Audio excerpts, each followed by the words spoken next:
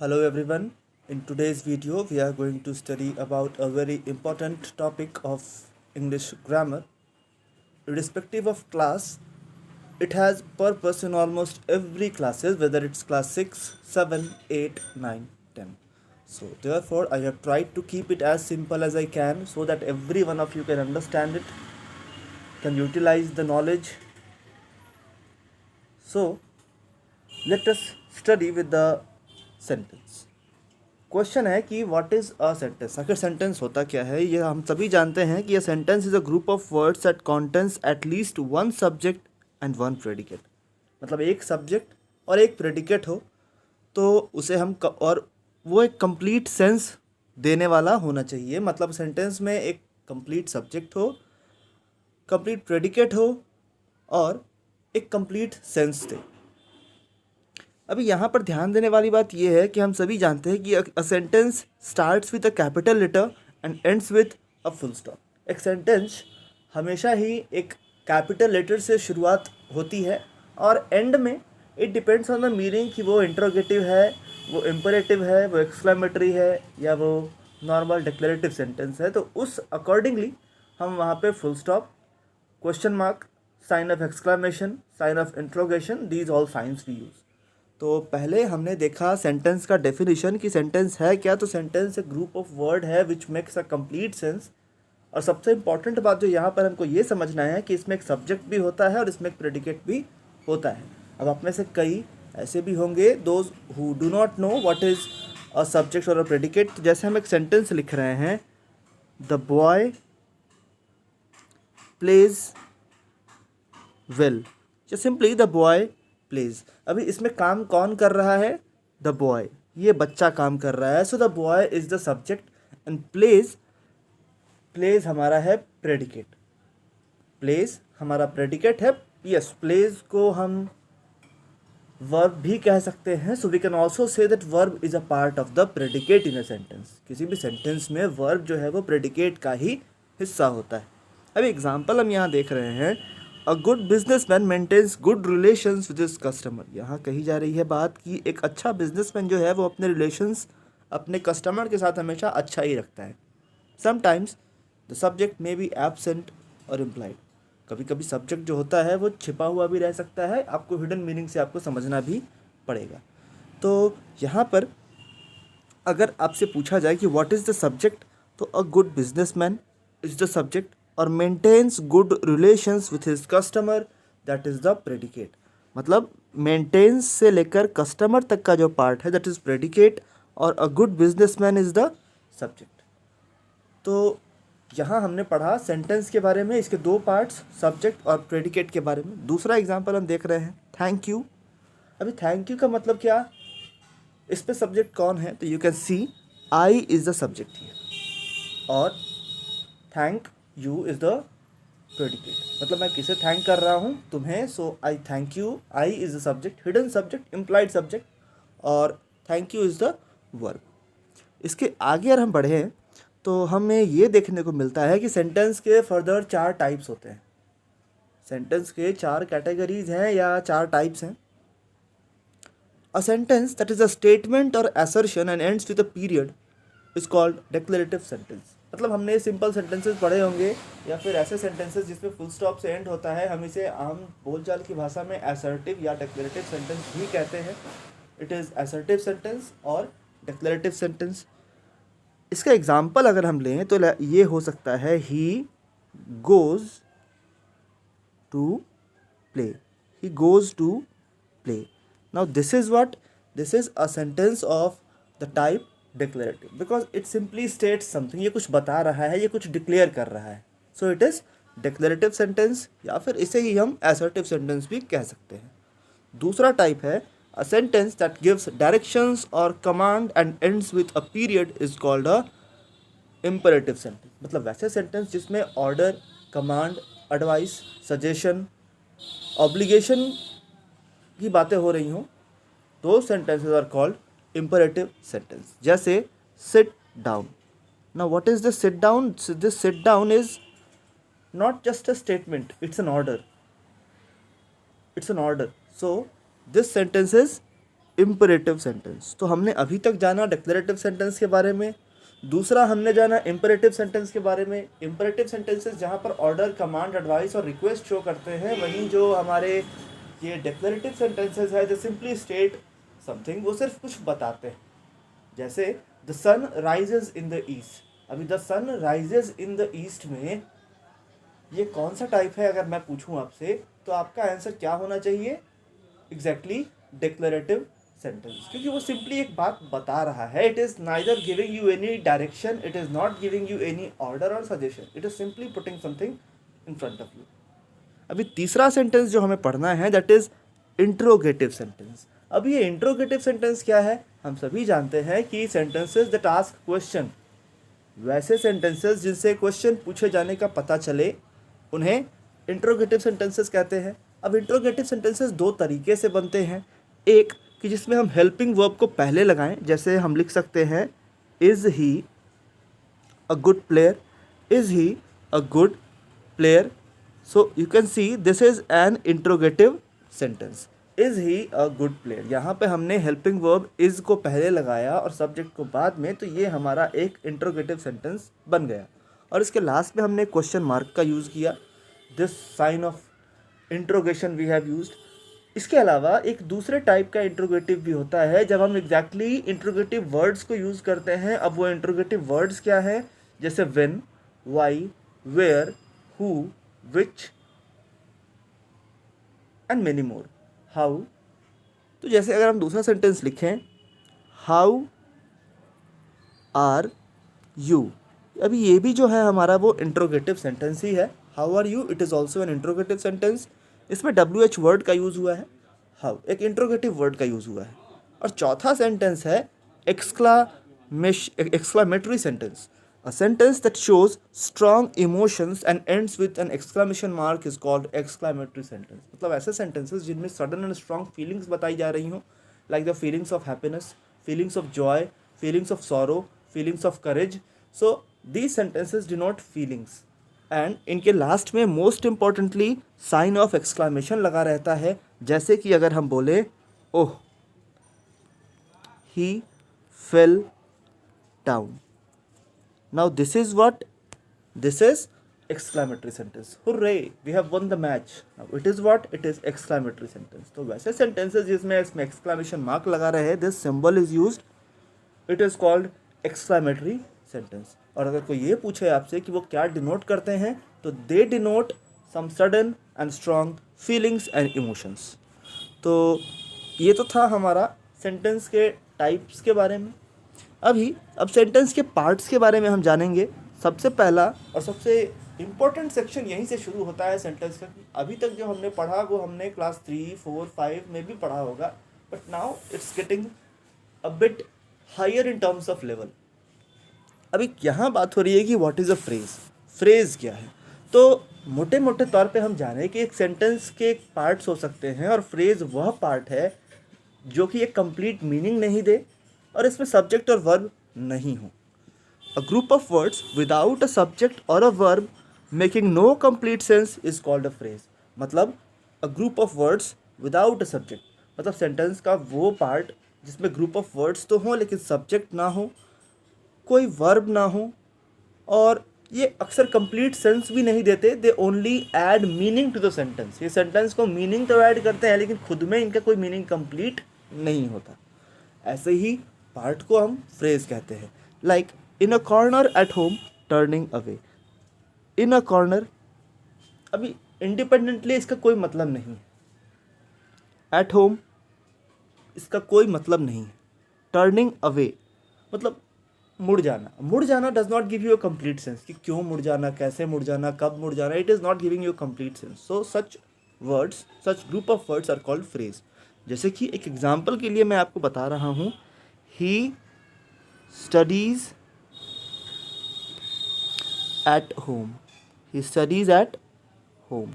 Now आप देखोगे कि इसमें यह जो पार्ट है ही स्टडीज़, इसमें सब्जेक्ट भी है, इसमें वर्ब भी है, लेकिन ये जो पार्ट है एट होम वाला part, now this has no subject or verb, so this is called phrase. ये जो दूसरा पार्ट है हमारा, इसे हम फ्रेज कहते हैं। और जो पहला पार्ट है ही स्टडीज, जिस पार्ट में सब्जेक्ट भी हो और वर्ब भी हो, दैट इज कॉल्ड क्लॉज, जिसके बारे में हम इसके बाद पढ़ेंगे।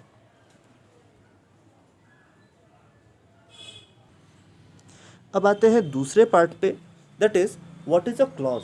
क्लॉज क्या है? फ्रेज के बारे में हमने जाना कि ये सेंटेंस के ही पार्ट हैं, ये भी सेंटेंस में ही आते हैं, they are group of words but they do not make a complete meaning. जो क्लॉज है वो एक कंप्लीट मीनिंग भी देगा, उसमें एक सब्जेक्ट भी होगा और उसमें एक वर्ब का होना is the most important criteria और द मोस्ट इंपॉर्टेंट थिंग। जैसे the part of sentence which has its own subject and predicate is known as a clause. मतलब सेंटेंस का वह हिस्सा जिसका अपना सब्जेक्ट हो, अपना वर्ब हो, अपना सब्जेक्ट हो, अपना प्रेडिकेट या इसमें वर्ब प्रेजेंट हो, that is called a clause.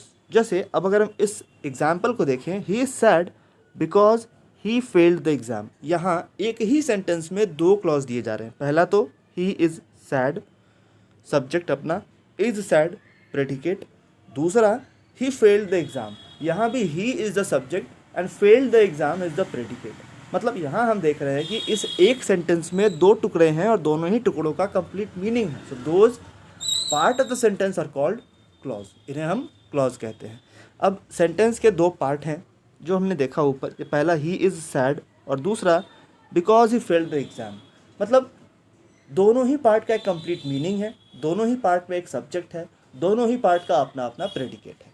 So such part of sentence are called clause. तो both these are parts of a sentence and have both have their own subject and predicate, thus they are called clauses। इसीलिए हम इन्हें clauses कहते हैं।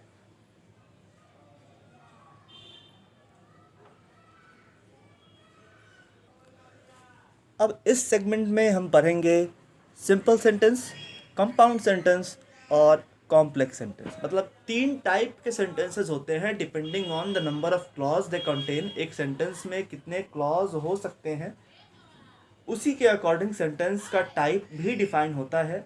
जैसे हमारा पहला है simple sentence. A simple sentence contains a subject and predicate, it expresses a complete thought. मतलब सिंपल सेंटेंस क्या है? तो एक ऐसा सेंटेंस जिसमें एक सब्जेक्ट और एक प्रेडिकेट हो, एक सब्जेक्ट और एक प्रेडिकेट हो, मीनिंग कंप्लीट हो, that is called a simple sentence. जैसे the boys went to the park. The boys went to the park, इसमें आप देख रहे हैं कि सब्जेक्ट एक ही है, the boy, went to the park, predicate भी एक ही है। So this is simple sentence because it has one subject and one predicate और मीनिंग कंप्लीट है। अब लेकिन अगर मैं यहाँ पर एक क्वेश्चन आपसे पूछूं कि इसी सेंटेंस में फ्रेज क्या है, अगर मैं एक मिनट आपको रिवाइज करवाऊँ कि इसी सेंटेंस में फ्रेज क्या है, तो went to the park is your phrase. The boys went clause हो गया और टू द पार्क हो गया आपका फ्रेज, क्योंकि टू द पार्क एक कंप्लीट मीनिंग बियर नहीं कर रहा है। फर्दर अगर हम बात करें कंपाउंड सेंटेंस के बारे में, तो कंपाउंड सेंटेंस कंटेन्स टू और more independent clause. These clauses are joined by a coordinating conjunction. अभी कंपाउंड सेंटेंस क्या है? तो कंपाउंड सेंटेंस ऐसे सेंटेंस हैं जिसमें दो या दो से ज़्यादा इंडिपेंडेंट क्लॉज आपस में जुड़े हुए हों। इंडिपेंडेंट क्लॉज मतलब एक दूसरे पे डिपेंडेंट नहीं करता हो, दोनों की अपनी एक इंडिपेंडेंट मीनिंग हो, इंडिपेंडेंट पहचान हो, इंडिपेंडेंट सेंस हो। तो these clauses are joined by a coordinating conjunction.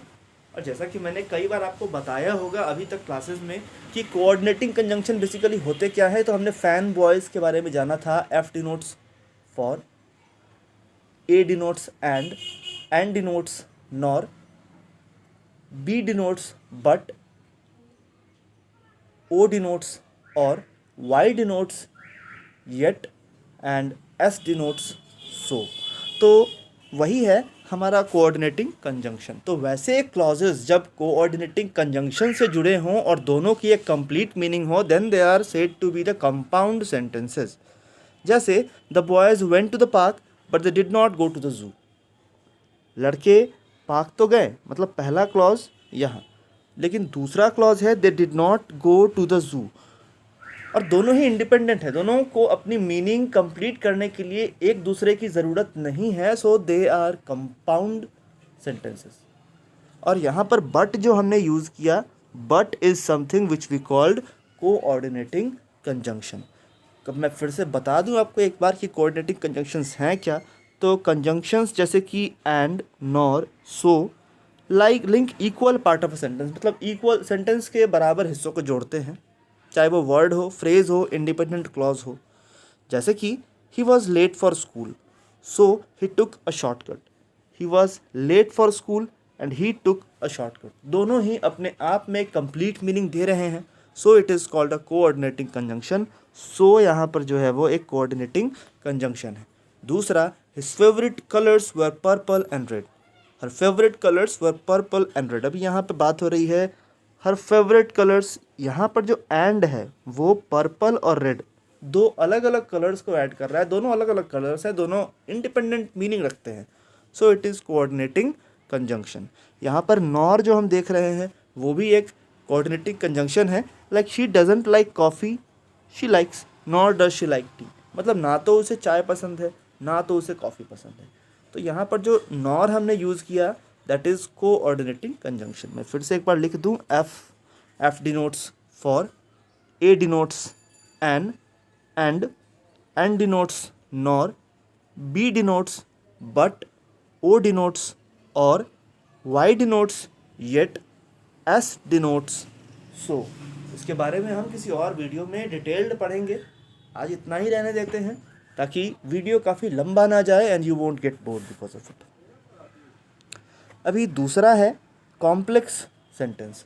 हमने अभी तक पढ़ा दो टाइप के सेंटेंस को, पहला सिंपल सेंटेंस, दूसरा कंपाउंड सेंटेंस। अभी तीसरा है complex sentence.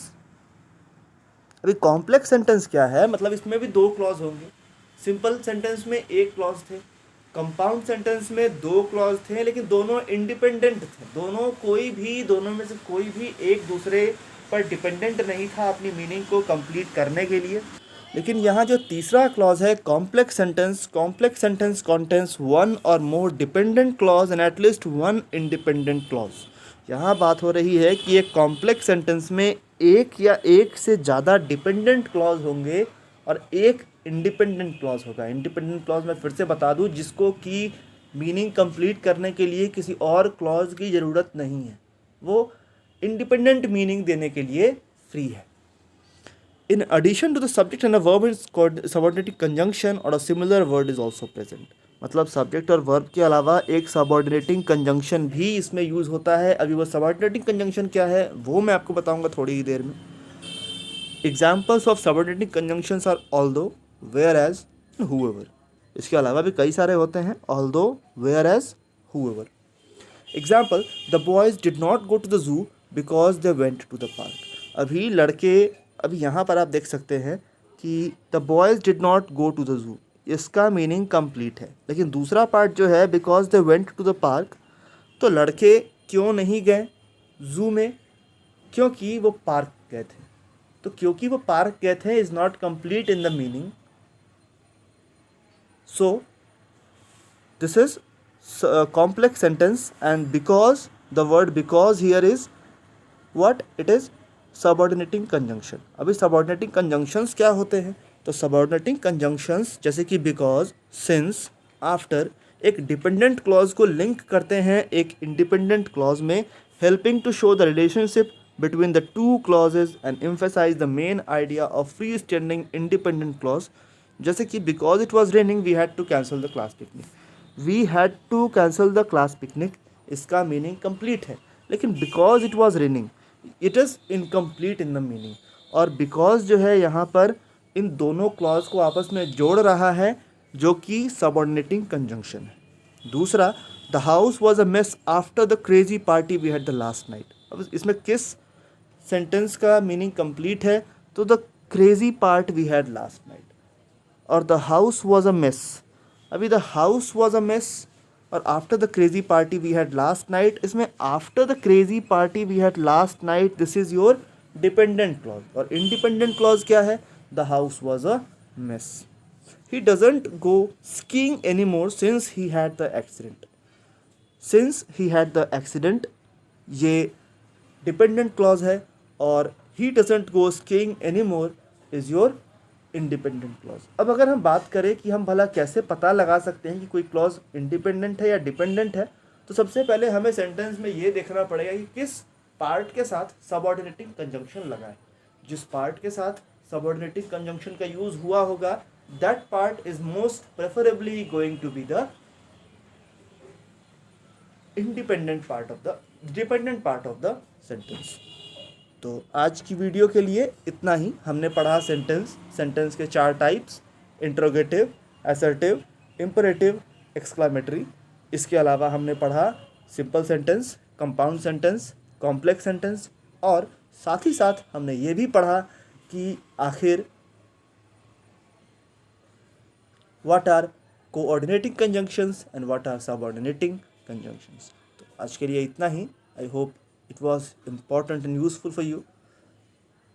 We shall meet each other in next class. Till then, thanks and goodbye.